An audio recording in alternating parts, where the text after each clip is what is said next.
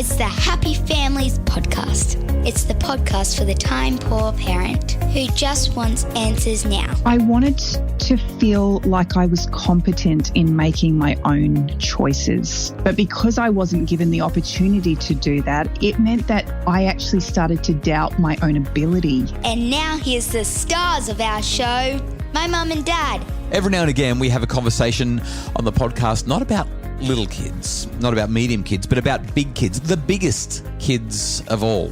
Today is the day where we dive into what it is to work through the letting go process in response to a message that came through to podcasts, that's podcasts with an S, at happyfamilies.com.au, podcasts at happyfamilies.com.au for any questions that you have for us. We'd love to answer them. My name is Dr. Justin Coulson, the founder of happyfamilies.com.au and Channel 9's parental guidance parenting expert and co-host. I'm here with Kylie, my wife, mum to our 6 kids.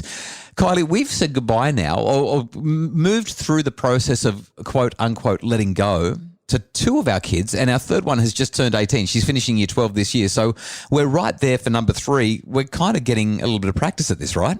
It is such a confronting space to be in that first time, but does it get better? Yeah. It's way easier.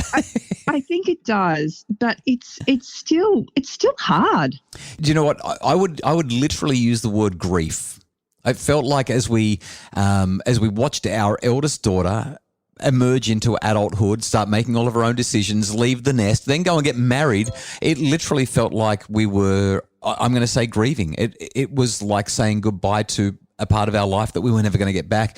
And we really struggled through it for many months. It was hard. Yeah, it really was. It really was. It's so multifaceted because you're not just letting go of a person, you're letting go of dreams and aspirations that you may have had for your child. You're letting go of life the way you thought it would happen.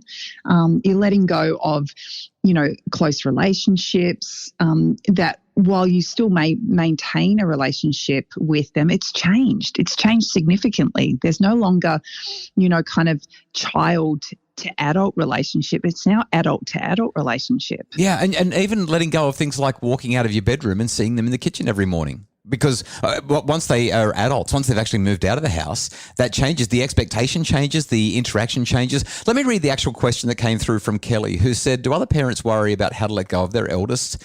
My eldest will be 16 next year. I'm so overprotective. At what point do we let them make mistakes and learn from them? I think this is really curious as well, because I reckon the experience of letting go and letting kids grow up and make their own decisions, I think it's going to be different for parents. It might even divide along gender lines. I'm not certain. I don't have any research on this, but my sense is that it's a different process for mums and dads. And whether you're letting go of a son or a daughter, I can't help but think that experience is going to be different. Well, and I think from child to child, it will be different. Some children are... Some kids you're just ready to say goodbye to. Is that what you're saying? No, that's not what I was going to say. But some kids are born independent. It feels like from the moment they arrive, they just want to do life on their own. And then there are other kids that are a little bit more cautious and they kind of, hold on to your coattails for a little bit longer as well. And so each child brings their own personality to the floor. And with that comes, either a confidence from a parent or a little bit of anxiety around what it will look like. Mm-hmm. Yeah, for sure. So I reckon we need to give Kelly some tips, some ideas, some ways to navigate this period. She's still got some time, right? Child is only 16 at this point, not quite grown up, starting to really spread the wings and try to branch out though.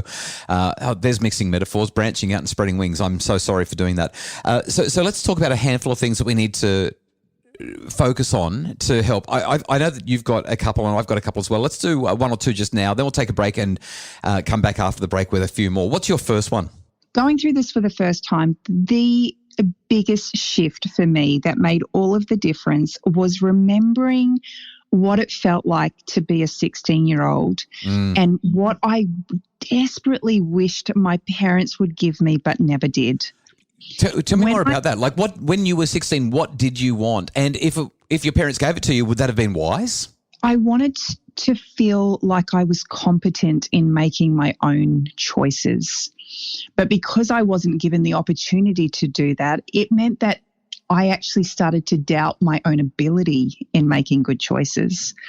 I actually started to wonder whether I was capable of making good choices.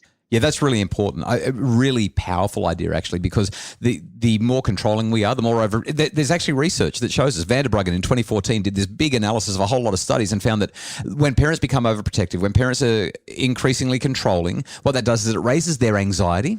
Like the parent's anxiety goes up, and it also raises the child's anxiety. There's this relationship between control and protection and anxiety in both parent and child.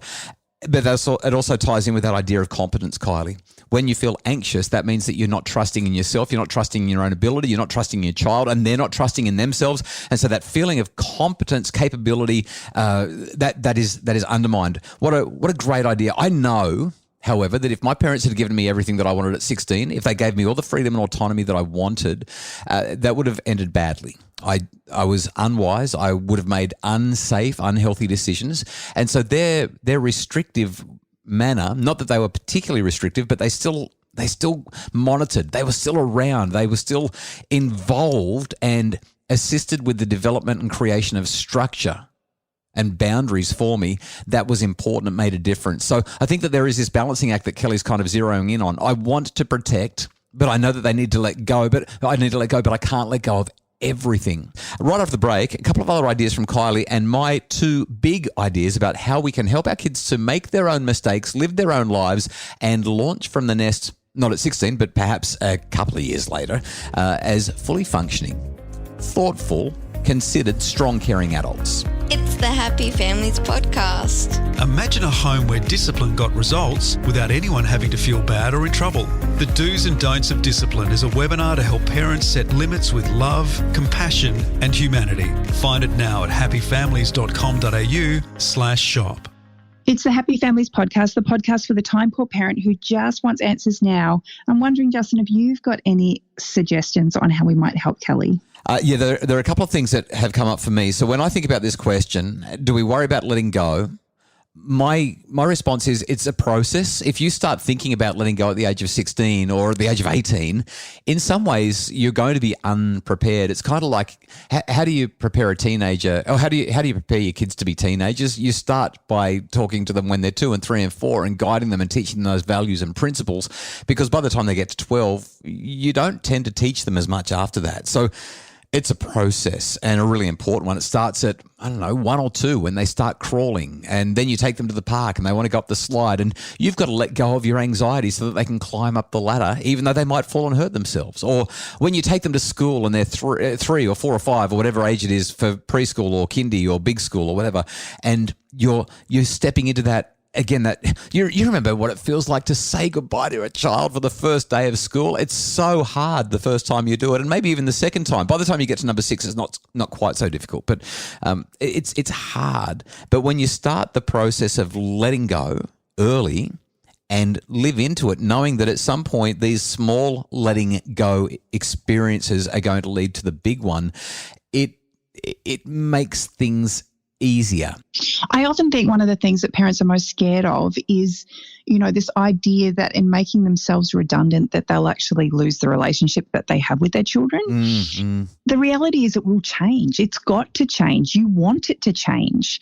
But if we're able to do this in such a manner that we leave our children feeling like they're trusted and they're competent and they're capable, what we actually have found in our own lives is that our children come back. Yeah. And they come back in such a beautiful way. They're desirous to be in our space. They want to hear our perspectives. They want to know how we would do things. And while they might not necessarily take that advice on board and do what we've told them, they still seek it out. They want to understand. Yeah, I love how you've said that. One last thing that we should mention just as we wrap this up, Erik Erikson, one of the great developmental psychologists of the last century, highlights that as we move through different stages of life, we confront different crises. And around adolescence, there's an identity crisis that occurs.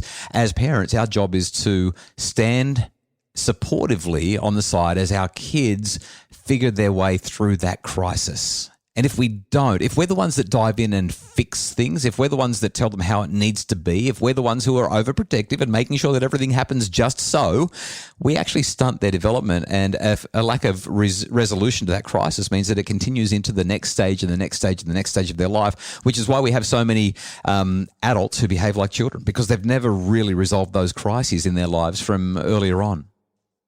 You know, as I was thinking about the conversation that we would have today, I was reminded of what we used to do with our children when they were younger. When they started crawling and they started, exploring the house, I would actually take the couch cushions off and put them on the floor so that they could climb on top of the couch and they could come down safely. And doing that meant that the couch wasn't so high to reach, so it was really achievable for them. But it meant that if they lost their balance and fell, I didn't actually have to be right there to catch them because the cushions would provide soft landing. And so as our children get older, it's about providing the scaffolding to help them make healthy and safe choices. Just listening to you say that reminds me of the whole, do we help the butterfly out of the cocoon? Do we help the chicken out of the egg? Doing that cripples it. It's not healthy. This is precisely the process. It reminds me, I wrote about this in my book, Misconnection, Why Your Teenage Daughter Hates You, Expects the World, and Needs to Talk. In the conclusion, I wrote this. In Dr. Lisa D'Amour's acclaimed book about American teen girls, Untangled, she developed the metaphor of a swimming pool. Imagine your teenage daughter is in a swimming pool, she says. In this metaphor, you are the concrete pool edge. Your daughter can hold on to you when things get rough out there in the water, catching her breath, taking time to recuperate. You as the pool edge are there to support her when things get too much. The water is the world in which we live. Like any good swimmer, your daughter wants to be out in the water playing and diving and splashing around. She wants to be part of the action. Dr. D'Amour then notes how this plays out in real life. As your daughter matures, she reaches a point where she begins to grow out of her childhood. The older she gets, the braver she becomes, venturing further and further from the wall for longer and longer periods. By her early high school years, she's so busy with her friends, schoolwork, or extracurricular activities, you sometimes feel you're disconnecting from her, or perhaps misconnecting. She acts like she doesn't need you. But your daughter does need you. At some point, something happens.